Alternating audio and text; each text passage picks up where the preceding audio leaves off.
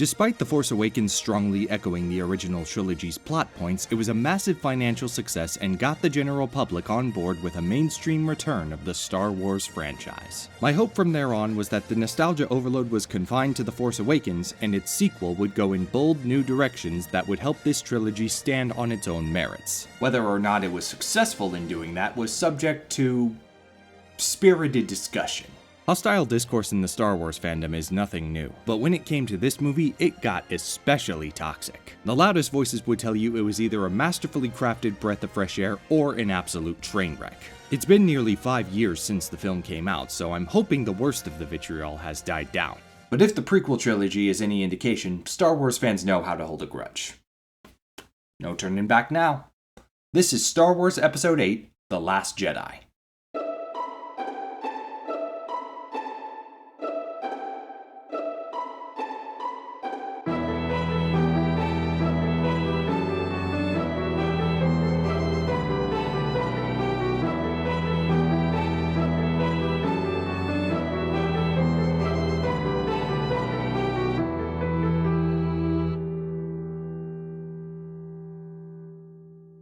The state of the galaxy is grim. Hosnian Prime, the New Republic capital, was destroyed in the last movie by Starkiller Base. And I used to think, so what? The Republic is a cooperative alliance of hundreds of planets. You can't blow up one and say that it's dead. But looking back on The Force Awakens, it is quite significant to lose the galaxy's central governing body and a lot of military resources. We'll bring an end to the Senate, to their cherished fleet. So I'll just chalk that one up to me not seeing what's right in front of my face. Alas, the destruction of Starkiller Base barely slowed down the First Order, and they show up with the Dreadnought warship while the Resistance is still evacuating their base. So naturally, Poe Dameron flies right up to it. Tell your precious princess there will be no terms, there will be no surrender. Hi, I'm holding for General Hux. Say whatever you want about these jokes. Tell him Leia has an urgent Message for him. I believe he's tooling with you, sir. About his mother. But Poe using humor as a tactical distraction while he charges his engines is great stuff.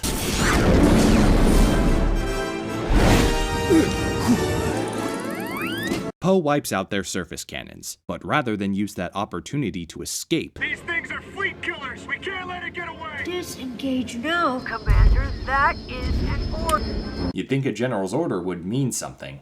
But the First Order did just cripple the Republic, so I can imagine the troops are running hot. The attack succeeds, but not without heavy casualties. Finn, recovering from last movie's injuries, suddenly regains consciousness. We need to get you dressed. Come on. You must have 1,000 questions. Where's Rey? Then we cut to the reason this film picks up exactly where the last one left off. Because you can't return Luke Skywalker's long-lost lightsaber and not show us what happens next.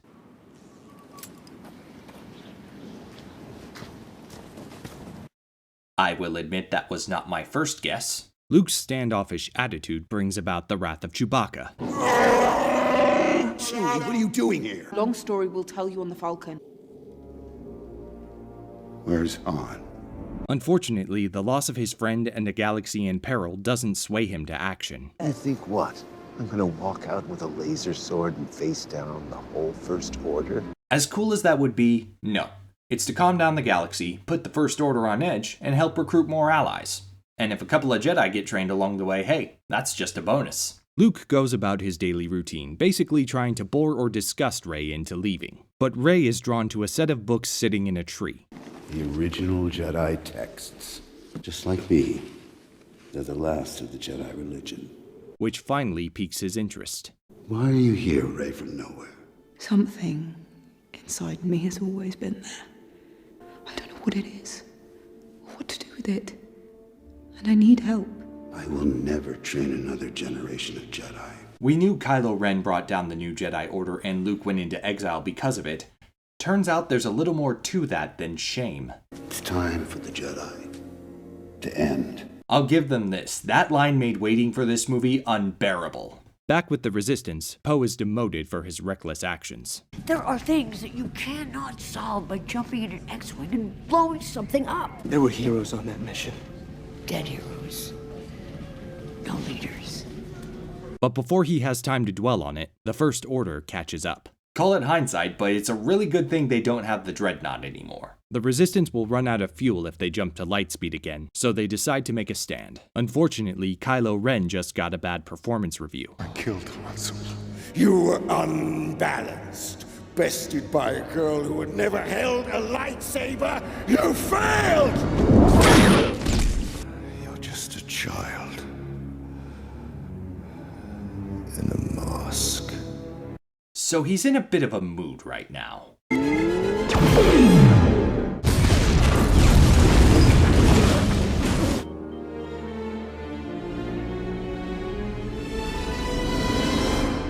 I love moments like this. We're on edge because Kylo's already killed Han, so Leia's definitely in danger, but in the end he refuses to fire on her. This scene lets the imagination run wild about what that relationship might have been like before Kylo turned to the dark side, and what they're thinking right now, in this fateful moment. And yet at the same time, I want details. Give me that backstory! Kylo's squad mates fire at the bridge instead, and everyone on it is launched into space.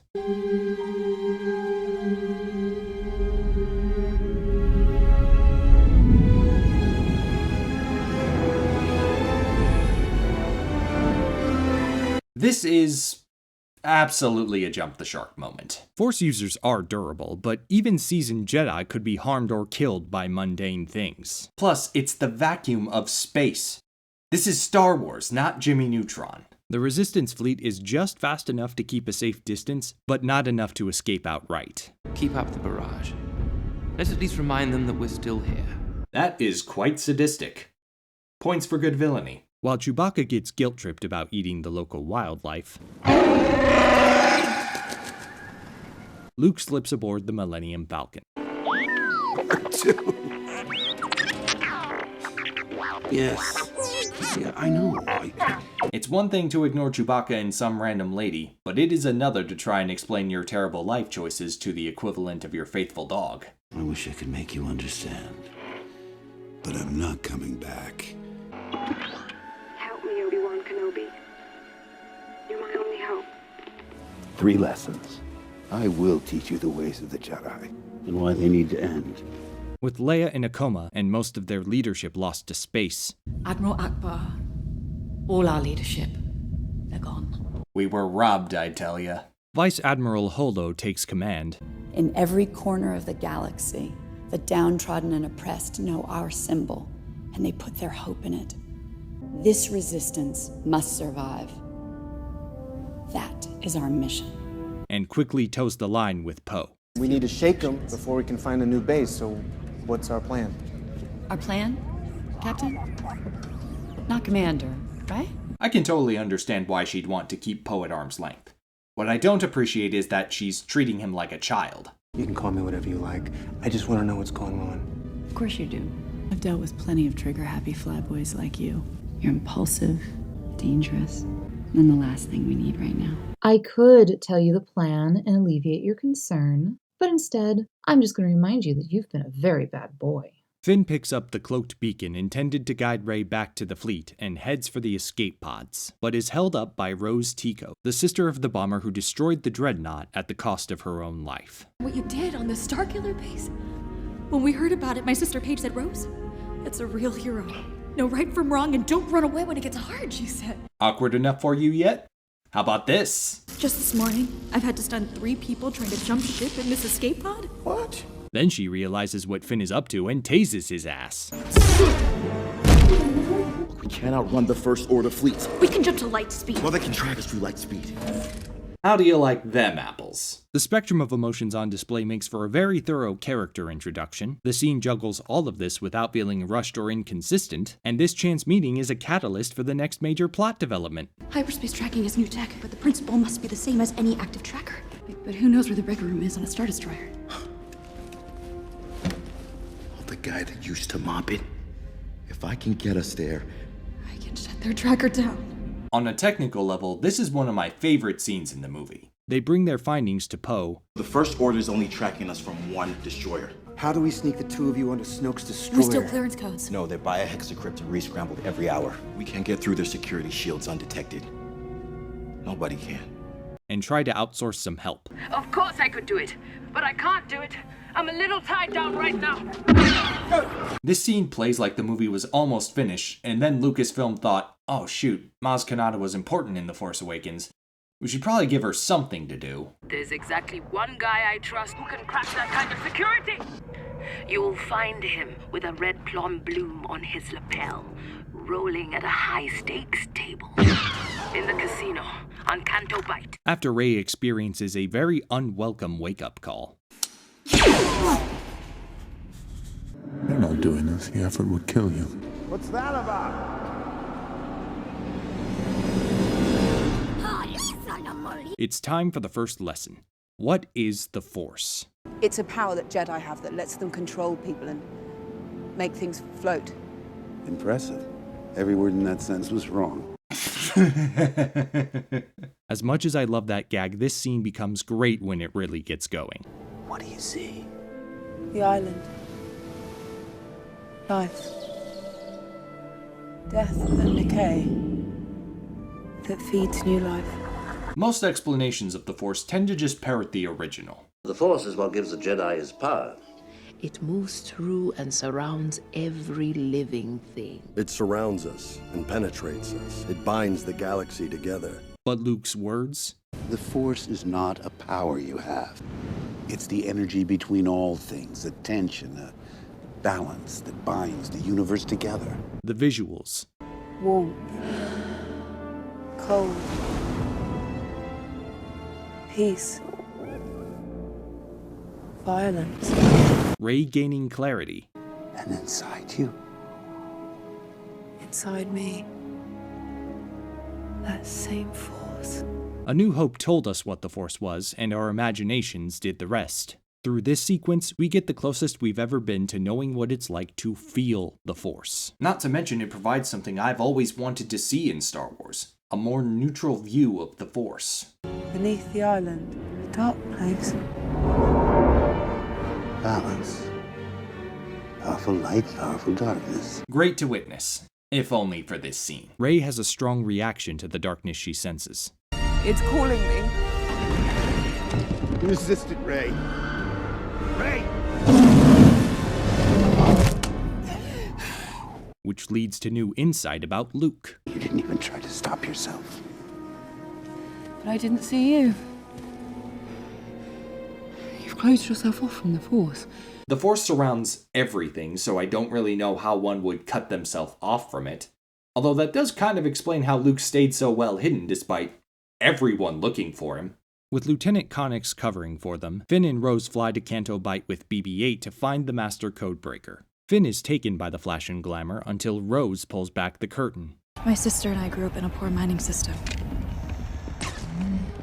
The First Order stripped our ore to finance their military. There's only one business in the galaxy that'll get you this rich. War. Selling weapons to the First Order. Is this a bit cheesy and heavy-handed? I wish I could put my fist through this whole lousy, beautiful town. Yes. But does the idea of Rose going kaiju on this place kick ass? I mean, I think it does. They do find their guy, but Finn and Rose get arrested for parking on the beach. I know they were in a hurry, but that was super avoidable. After taking a short breather, Luke lays down lesson 2. Strip away the myth and look at their deeds. The legacy of the Jedi is failure. Hypocrisy, hubris. That's not true. At the height of their powers, they allowed Darth Sidious to rise, create the Empire, and wipe them out. I really like hearing Luke talk about the prequel era and acknowledging something that's been true behind the scenes for years. That the Jedi's hubris played a part in their downfall. It was a Jedi Master who was responsible for the training and creation of Darth Vader. And a Jedi who saved him. And I became a legend. Most importantly, Luke talks about how it happened to him when he tried to train Ben Solo, ultimately being unable to prevent his fall to the dark side. By the time I realized I was no match for the darkness rising in him, it was too late. I went to confront him, and he turned on me.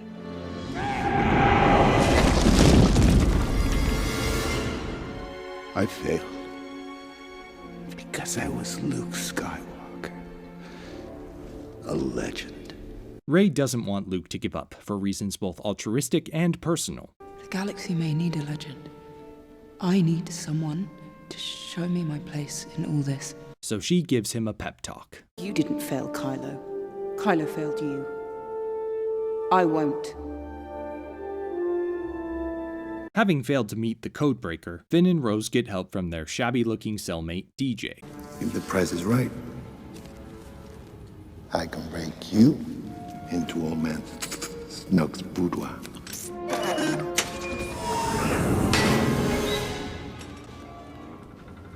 While DJ and BB-8 team up on one front, What's your story, Roundy? Finn and Rose offer comfort to some enslaved children. We're with the Resistance. Then set the animals loose and wreak havoc.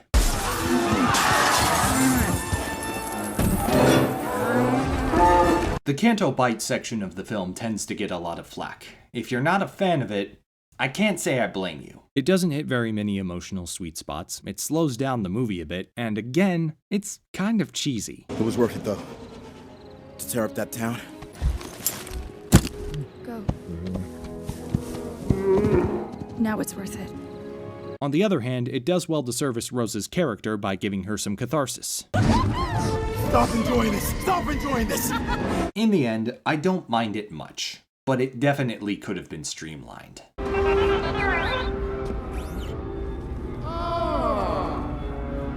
Didn't need a left?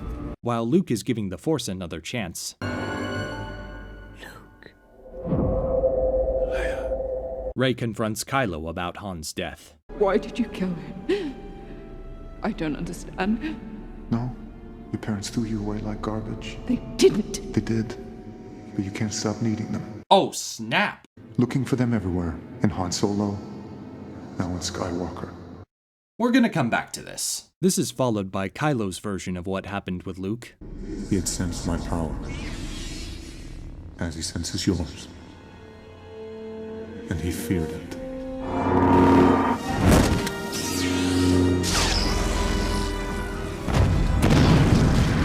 And capped off by the character's mission statement. Let the past die. Kill it, if you have to. That's the only way to become what you were meant to be. It's impressive how well this scene played, considering... Do you have something, a cowl or something you can put on? I know people love their memes, but this was just not necessary. Seeking clarity, Rey ventures into the cave that called out to her, leading to an abstract experience that unfortunately does not offer a vision of her parents. I thought I'd find answers here. I'd never felt so alone. You're not alone. Neither are you. It's times like this I have to remind myself that even though we had to wait 2 years for this movie, there was no time skip. Rey, and much of the movie-going public, despised Kylo Ren for killing Han. But it's only been a few days and now they're reaching out to each other for comfort. Even weirder is how compelling that development is. Stop! Even if the timing couldn't be worse. Luke and Rey have a quick scuffle.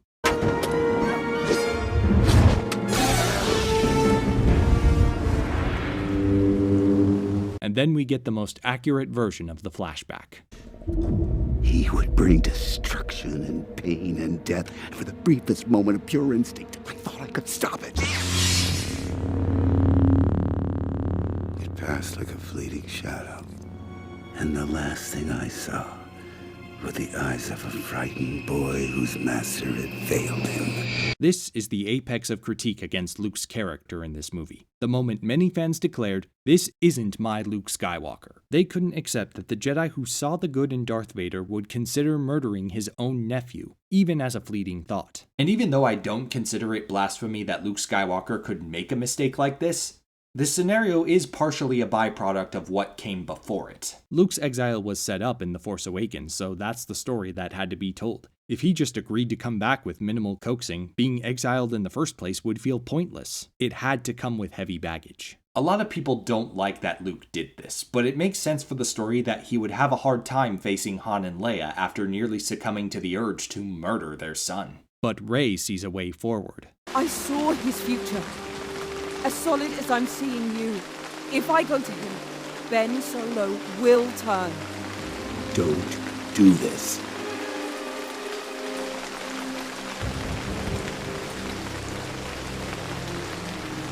Then he's our last hope. I guess we'll never get to hear Lesson 3, though it definitely should have been, acting in haste on visions of the future leads to bad things. Luke decides to fulfill his promise to end the Jedi Order, but a surprise cameo beats him to the punch.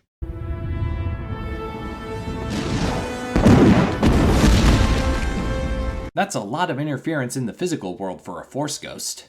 The sacred Jedi texts. Read them, have you? Well, page turners, they were not. As amusing as Yoda can be, this wouldn't be complete without his wisdom. Heeded my words not, did you? Pass on what you have learned. Weakness, folly, the greatest teacher, failure is. But Luke did teach failure. He just put the emphasis on giving up instead of learning from your mistakes. Aside from that, no complaints here. They played the Yoda card well without overdoing it. We are what they grow beyond. Back with the fleet, Vice Admiral Holdo has been consolidating people onto the main cruiser as each support ship runs out of fuel, much to Poe's frustration. Tell us that we have a plan, that there's hope. When I served under Leia, she would say, hope is like the sun. If you only believe in it when you can see it. You'll never make it through the night. Wow. That was actually... Are you fueling up the transports? Those transport ships are unarmed, unshielded. We abandon this cruiser, we're done. You are not just a coward, you are a traitor. Okay, it was almost a nice moment. DJ gets Rose and Finn onto the First Order's main destroyer, but they need time to work. So Poe stages a mutiny. I am relieving you of your command for the survival of this ship, its crew, and the Resistance. I get that you don't have Sabine Wren in your squad, but if your best idea was a bucket... BB-8 should have just stayed with the ship. So they get caught, which consequently puts an end to the mutiny. Leia. Holdo stays behind to pilot the main cruiser in order to conceal the transports, which are heading toward the mineral planet of Crate. So we could slip down to the surface unnoticed and hide till the First Order passes. This is the moment where Holdo's role in Poe's development becomes clear. She was more interested in protecting the light than she was seeming like a hero. Holdo's attitude and choices weren't presented favorably to the audience, but that doesn't change that she was ready to put her life on the line to ensure the Resistance survived. But that plan required careful execution, and she was worried that Poe's impulsive nature would disrupt it. The ironic problem here is that not telling him the plan led to him disrupting things anyway. A disruption that will cost them dearly. We got caught. I cut out the deal. We ran a decloaking scan, and sure enough, 30 Resistance transports had just launched from the cruiser. Fire at will. Because of their actions, the Resistance is exposed, and now Finn, Rose, and Poe are partly responsible for several transports getting decimated. Do we turn around? No, you're too far out. Full speed to Planet Falls. Full speed. This plan didn't just fail, it backfired. Rey has Chewie drop her off in an escape pod. She is immediately escorted to Snoke, who reveals that he used the Force to connect her and Kylo Ren. I stoked Ren's conflicted soul. I knew he was not strong enough to hide it from you. And you were not wise enough to resist the bait. Despite her strong resolve in the face of Snoke's taunting, Rey doesn't have the power to beat him head on. Complete your training and fulfill your destiny. Does the dark side have any real training, or is it just committing atrocities to level up your evil stats? Pathetic child. I cannot be betrayed. I see his mind. Up until now, Snoke has been pretty on top of things, so I have to ask, how can he sense what Kylo Ren is thinking? I see him turning the lightsaber to strike true. But not his true target. And kills his true enemy.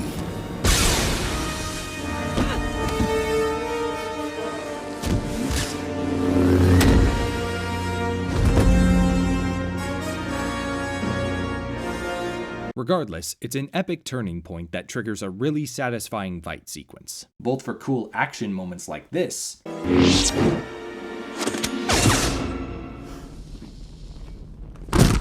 and the possibility of redemption for Ben Solo. Unfortunately, that hope is short-lived. It's time to let old things die. We can rule together and bring a new order to the galaxy. Don't do this, Ben. You're still holding on! Let go! Then, at last, closure about Rey's parents. You know the truth. Say it. They were nobody. They were filthy junk traders who sold you off for drinking money. The dead in a pauper's grave in the Jakku Desert. I didn't mind them not being pre-established characters because who they are isn't the part they play in this story. At least, not directly. Rey has been in denial, holding on to hope that the reason for her life going the way it has might have some deeper meaning to it. Accepting the death of her parents, the reality that they abandoned her, that they aren't the key to the answers Rey needs, that's devastating for her. Even more so because Kylo Ren has spent the movie manipulating this pain to pull Rey closer toward him. You have no place in this story. You come from nothing. You're nothing. But not to me. But this time, she doesn't give in.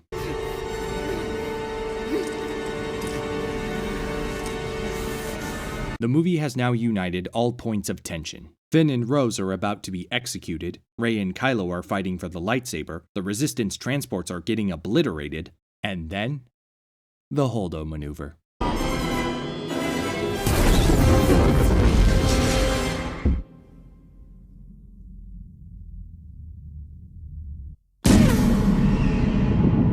Even with all of the stuff that Jedi can do, this is one of the most epic things to happen in a Star Wars movie. In the chaotic aftermath, Finn and Phasma have a battle of their own.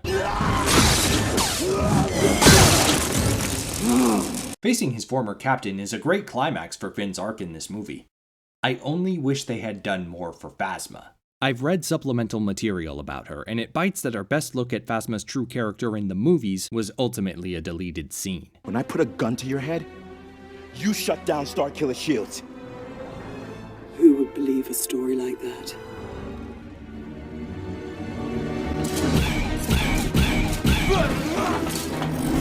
They cut it because of pacing reasons, which, fair enough, but the movie's already 2.5 hours long. What's another minute or two? You are always scum. Rebel scum.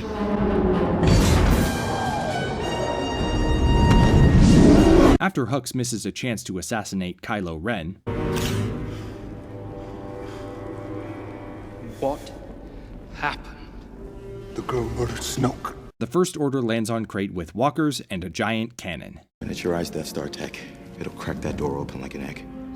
While the Resistance sends out a distress call, a squad piloting rusty mining ships tries to take out the cannon. The First Order has more firepower, but as usual, the Falcon comes in clutch. Peel off from the battle! Draw them away from the speeders!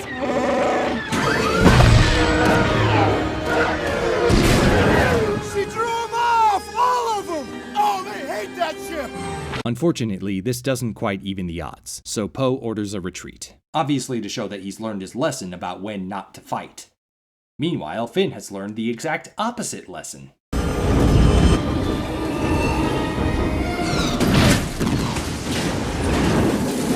Why would you stop me?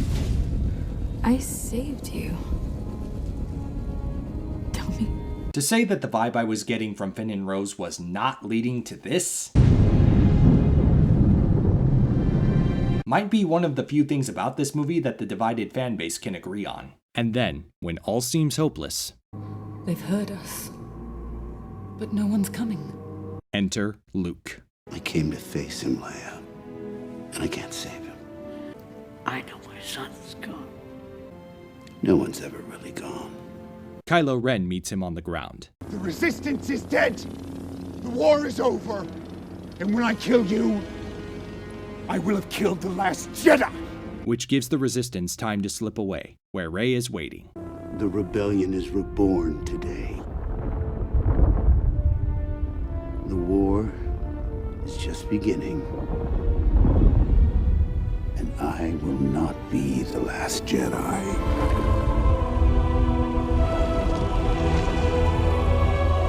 And now, the twist.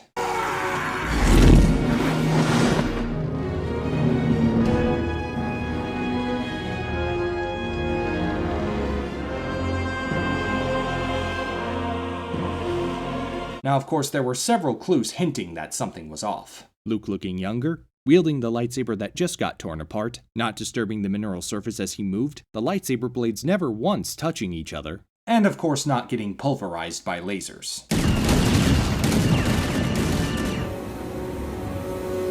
Although it would have been easy to just have Luke mimic Ben Kenobi's death, we instead got to see him use the Force in an epic and clever way. That helps the moment stand apart, and I appreciate that they took that approach. Even if his interactions with Leia and the Millennium Falcon's dice kind of break the rule of him not actually being there.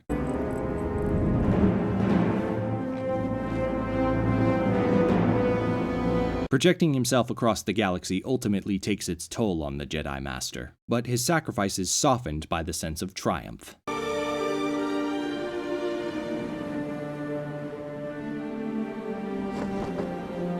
So here we are. Rey and Kylo Ren are done professionally.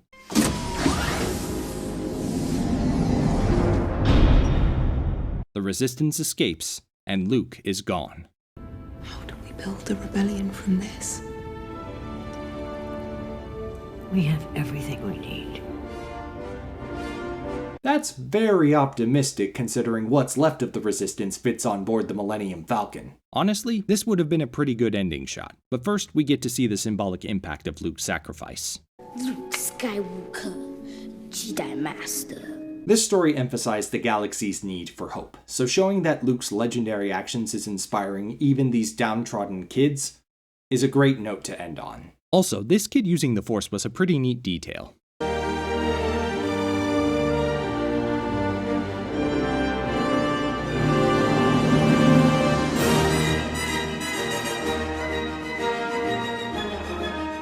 So that was Star Wars Episode 8, The Last Jedi. I think the stuff that people don't like about this movie tends to overshadow the fact that it has a lot of good stuff going for it. The Last Jedi does a good job setting up and paying off its own story points, and the way it builds tension makes it very exciting to watch. It digs deeper into the key characters, and good camera work, use of color, and design gives this film the most unique visual identity of the sequel trilogy films. That said, one common critique it gets that I kind of agree with is that it's not an ideal sequel to The Force Awakens. Finn and Poe had amazing chemistry, only to spend most of this film separated. A hopeful ending became a literal throwaway. Some people were disappointed that Rey's parents were simply Rey's parents, not characters we already knew. Others wanted to know more about Snoke, but we got nothing.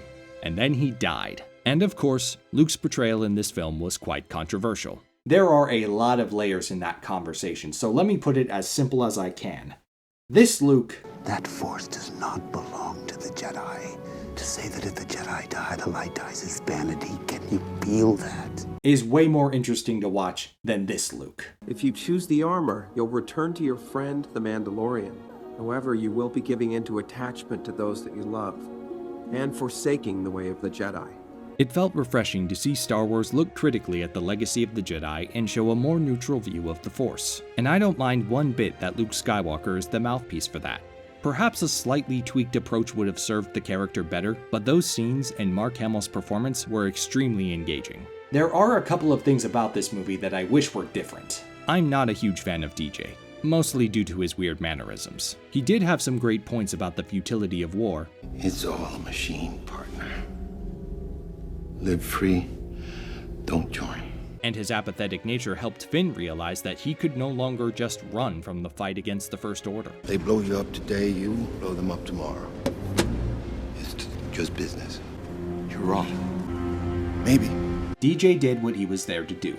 But with some tweaking, I think Maz Kanata could have filled that part really well, and been a great foil for Finn by continuing to push his buttons the way she did in The Force Awakens. I also believe that there were some missteps with the film's comedic elements. Often there were straightforward moments standing perfectly well on their own, only to get undercut by a cheap gag. Levity is important, but it shouldn't sacrifice the emotional integrity of the scene. Lastly, the Canto Bight and Resistance Cruiser portions of the movie, while executed well enough, just weren't quite as compelling as the stuff about Luke, Rey, and Kylo Ren. With some tweaking there, maybe the film could have been stronger as a whole. This movie is not perfect, but in general it is well made, entertaining, and engaging. As for Rian Johnson, he's consistently made movies that I enjoy, so if he ever gets to explore a new corner of the Star Wars galaxy, I look forward to seeing it. Until then, I'll have to settle for exploring these plot holes. What went wrong with Paige Tico's bomber? Paige is responsible for dropping the payload of bombs that destroyed the Dreadnought. What's never clearly shown is how her crewmates got incapacitated. These bombers have an upper level for the pilots. It's also where the trigger for the bombs is kept. A TIE fighter crashed into one bomber, and debris from that explosion KO'd every other remaining bomber except Paige's. Did Paige's ship get hit with debris, causing the pilot to hit their head on something and fall unconscious? Not that I can tell. And now, a retroactive plot hole for The Force Awakens. Phasma's armor reflects blaster fire, so why did she feel threatened by Finn and company? Setting aside the books and comics that depict Phasma as someone who only looks out for herself and is not above making allies disappear in order to cover her tracks, she was outnumbered, and one of her enemies was a Wookiee that could tear her arms off if he wanted to.